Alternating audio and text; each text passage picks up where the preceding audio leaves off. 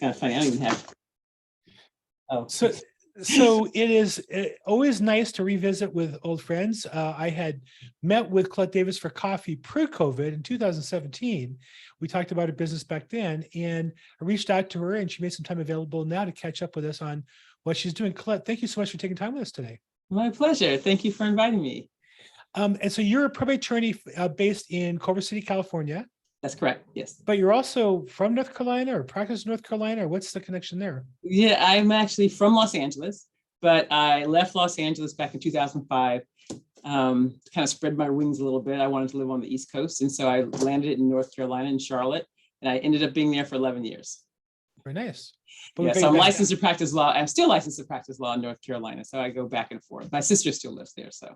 Very nice. Do you do much legal work in North Carolina? I do some. Yeah, I try to, kind of keep it to a minimum because I don't want to fly back every other week. But I do some estate planning there, and I also do some probate work there. Very nice. So, and I know here in Los Angeles, you do probate trust, probate administration, probate trust administration, estate planning. You don't do litigation. No. So tell me, how would you describe the focus of your practice? It's primarily decedents estates and trusts or estate planning. Those are the two main focus. I've been doing estate planning for some time, so now I have quite a few of my prior clients having passed on, and so their children or loved ones are coming to see me for the estate administration portion. And if you describe what's the biggest problem that your clients have that you help them solve is what? The biggest problem. Wow, that's kind of tough. Probably settling disputes in the family, truthfully, because, especially with estate planning, the idea is not to have to go to court, but often, these children or whoever the beneficiaries are, they argue a bit.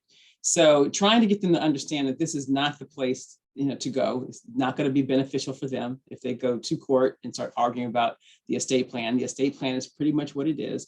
I take time to explain it to them so they get on board with it. And most of the time that helps a lot and just eliminate the need to go to court. Seems to me one of the biggest misconceptions is that estate plan eliminates litigation. It certainly limits it or puts it in certain boxes, but it seems to me anybody can sue anybody for anything in California, right? Oh yeah, absolutely, absolutely. And even though you may have an estate plan or a trust, that doesn't stop it from going to court because people can't argue about anything they want. So absolutely. I know you've been around enough for a while that people probably come to you with estate plans drawn by other people and they're having some challenges. What are some of the common mistakes in estate plans you see that were made 5-10 years ago that weren't updated that you are asked to help solve the problem on? Well, the largest issue is when people actually have an estate plan, the property's gone into the trust, and they take it out to mortgage it, right? Mm-hmm. So the problem is they don't get it back into the trust. And when they pass away, that creates an issue because we have to go into court and have it placed into the trust. That's probably the largest issue, even whether it's someone else having drafted it or them drafting it themselves. Generally speaking, if my clients have done that, I try to encourage them to come back to me to talk about it. But that happens a lot. So we have to do what we call a Hegstad petition and to get that property back in trust to eliminate a probate. But unfortunately, you still have to have a court procedure.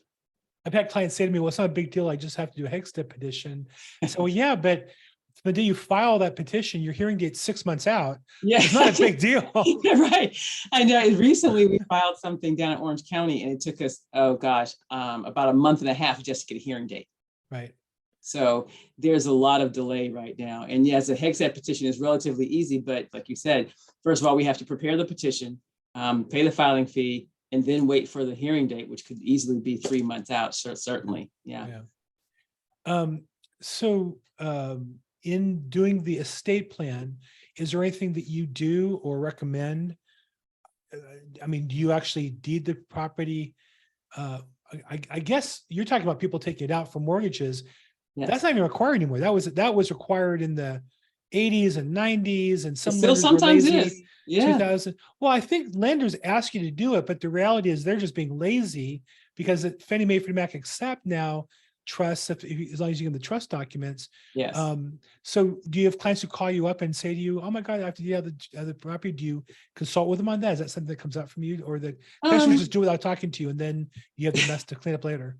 Yeah, generally speaking, they don't contact me before they take it out of trust Yeah. or before they get the loan.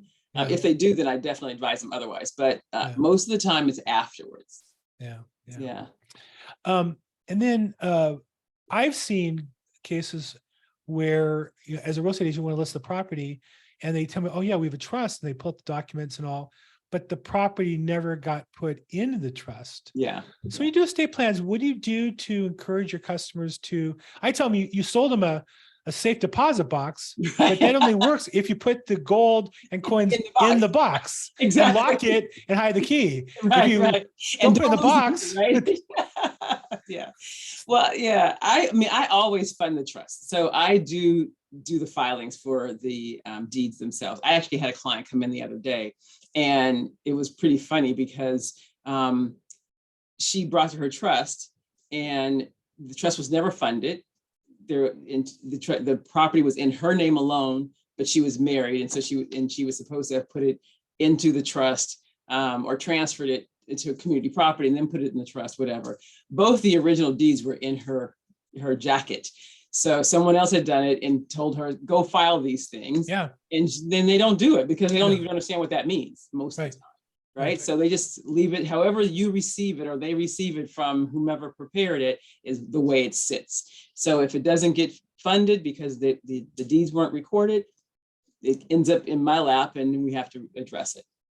That could be another Hegstad petition, though. So, I saw a statistic that 90% of estate plans where the attorney does not fund the trust, the documents are never filed. I wouldn't be surprised. I wouldn't be surprised. It really depends upon who's preparing it, though. Yeah. So, I mean, I know several attorneys that don't bother to do that. They just give instructions to the client and think that's fine. I don't look at it that way because I know the clients are not going to do it. I'm not trying to circumvent their trust, right? So I want the trust to be functional when I finish it. So I want to make sure that their property gets put in the trust properly. I think it's really important. I think, I talk to attorneys, they say that, in my mind, that's who I'm going to refer somebody to. When they don't, so I don't get involved in that. Like, you're leaving your customer out to dry. I mean, you got absolutely. I agree. Didn't, and I think the biggest problem with some of these services, I know attorneys are really down on the kind of self-service estate plans, and I get why. Mm-hmm. My biggest issue is they leave the funding of the trust to the customer, who never does it ever. Right. Ever. That's by far their biggest problem. Their documents might be better, worse, or the same, but if you don't fund the trust, you've got a safe deposit box with nothing in it. I think exactly. Yeah. Okay, so one of the challenges, I talk to people and I see they have a house. I'm a real estate agent. They have a house that's worth $2 million. It's titled in the name of Jim and Mary Smith. And I always ask the question, I'm curious, are you not aware of the benefits of a estate plan that might put a property in trust to protect you? Yeah, but it costs a lot of money. And I'm like, it's a $2 million house. And it's not just a case of when you're gone, if you don't have kids or your kids are self-sufficient. It's also, what if you're not all the way gone? Right. Or if you're only temporarily gone and come back, conservatorships and such. Why wouldn't you want to determine those things? And the cost difference is so minimal, yet they have to write you a check. So how do you answer that question when a client asks you and inquires, gee, we need a plan, we have this, we have that. What's your fee? And you tell them, and of course, it's not $10. They can't pull it out of their pocket. Right. How do you help? Because it's not just the money, which obviously as a businesswoman, you want as much business as you can, but you also want customers to get the benefit of your service. Sure. How do you explain the value proposition of why that investment is worthwhile? Well, it's pretty easy, in all honesty. All I have to do is explain to them what the probate fees are, truthfully, because the probate fees are exponentially larger than what I would charge for a trust, without a doubt. And if they still have financial issues, if they have a couple of children and they're benefiting their children, I suggest that they may want their children to pay for it, because it's to their benefit, right? The clients are not going to be here when we, generally speaking, we ultimately administer the trust. So it's definitely for the children or whomever the beneficiaries are, for their benefit to have this done so they can avoid probate. They're not going to be hung up in court for a year or two or more, right? Not going to pay some astronomical fee to the attorneys and to the executor, because the executor gets paid pretty much the same thing as the attorney does. So by the time I break that down, I mean, for $1 million house, it's going to be all in, it's going to run probably close to $60,000. Yeah. And, if you're going to pay less, south of $10,000, maybe even south of $5,000 for your estate plan, how is that not a cost benefit to you? Right. Yeah.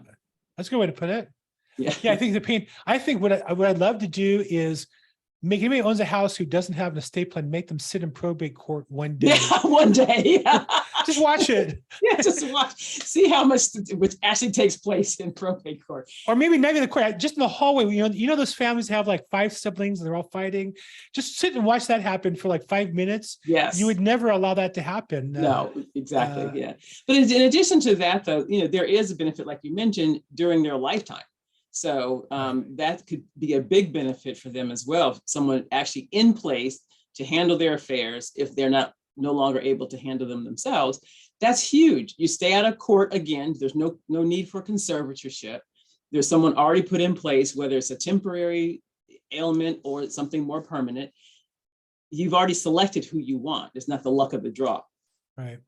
Yeah. I had a personal experience. I have an aunt who first married to a very wealthy man. She got divorced and got, I guess, spousal support until she remarried, and she met another man and kind of basically was like married to him for 30 or 40 years the second, but they never married because whatever reason she didn't, whatever, it's not my business. And you go, well, they're kind of like married. Great. But when she went into the hospital and she's in Florida, her husband, or, whatever we called him, uncle, certain things weren't covered by insurance that should have been. She needed proof of insurance. She was incapacitated. Wow. He couldn't get the medical records because he's not a spouse. Right. Of course, there's certain documents you can sign ahead of time to give access, but they didn't. In an estate plan, you do all that. Right. Without an estate plan, you don't do any of it. Right. They both had their own trust. They thought everything's covered. They didn't realize, well, that's fine. You have your own stuff covered, but how about if you're, incapacitated? What do you do? And this was a case where it went for months. She couldn't get necessary medical care because she couldn't get the insurance. She couldn't get proof she paid the insurance that should have covered these certain items. Oh, it's too bad. And I tell people, it seems so, insignificant little things. One bank account you forget to add on, the poor of a will solve that problem, or power of attorneys can solve this problem. That's why you need a comprehensive plan. So exactly. Yes. So if somebody's interested in meeting with you to talk about putting together a plan, or at least exploring what's it going to cost, what's involved, what's the next step? How did somebody enter into your world to have that discussion? Well, I mean, an appointment basically is a simple fix. I generally see clients in the office. I do the, Zoom as well. Of course, thanks to COVID, right? We all do some online stuff. But given the fact that most of my clients, or a large percentage of my clients are seniors, they don't necessarily use Zoom and they still like to come into the office. So I accommodate them that way. I will do a consultation or a short consultation over the phone to see whether or not it's something that's actually a fit, and give them some advice that way. But primarily it's in office visits. Fantastic. And your website is cdavislaw.com. Yes, it is. Colette Davis, I've had the pleasure of meeting and knowing her for a while. We actually introduced her a title representative who specializes in probate as well. So Colette, thank you so much for your time today. I always appreciate chatting with you. Oh, my pleasure. Absolutely. It's been a blast. Thank you.